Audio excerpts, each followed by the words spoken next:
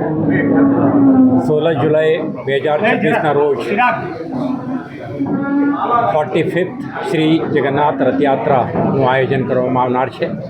આના પરિપ્રેક્ષમાં આજે ઇસ્કોન મંદિરના હોદ્દેદારો, જનપ્રતિનિધિઓ, પોલીસ અધિકારીઓ અને રથયાત્રા સાથે જોડાયેલા જુદા જુદા વિભાગના પ્રતિનિધિ અધિકારીઓ પણ ઉપસ્થિત રહ્યા છે. આ બેઠકમાં રથયાત્રા અનુસંધાને કરવાના થતી એડવાન્સ પ્રિપરેશન્સ, સુરક્ષા વ્યવસ્થાઓ અને અન્ય વ્યવસ્થાઓ અંગે વિગતવારની ચર્ચા કરી છે. પોલીસ વિભાગ તરફથી દર વર્ષની જેમ આ વર્ષે પણ વિગતવારનું સુરક્ષા વ્યવસ્થા ગોઠવવામાં આવશે. ઓલરેડી આ અંગે ઇન્ટર ડિપાર્ટમેન્ટલ કોઓર્ડિનેશન બેઠકનું આયોજન થઈ ચૂક્યા છે અને સાથે સાથે આપણા એન્ટાયર માર્ગનું નિરીક્ષણ, સુરક્ષા પરિપ્રેક્ષમાંના સ્કેનિંગ, કેટલાક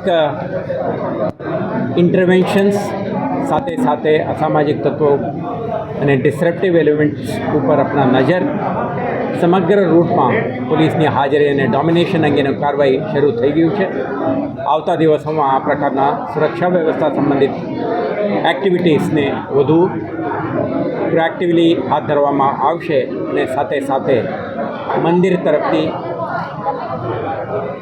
અન્ય વિભાગો તરફથી જે કરવાની થતી તૈયારીઓ પણ સંકલનમાં, સિનર્જીમાં રહીને વ્યવસ્થા ગોઠવવામાં આવશે.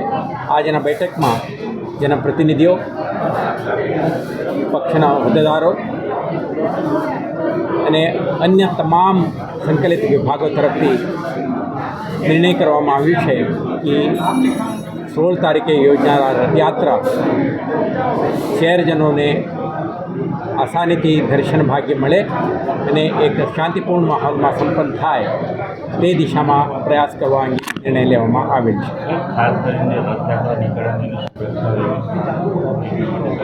આજે આપણે રથયાત્રાથી થોડા દૂર છીએ.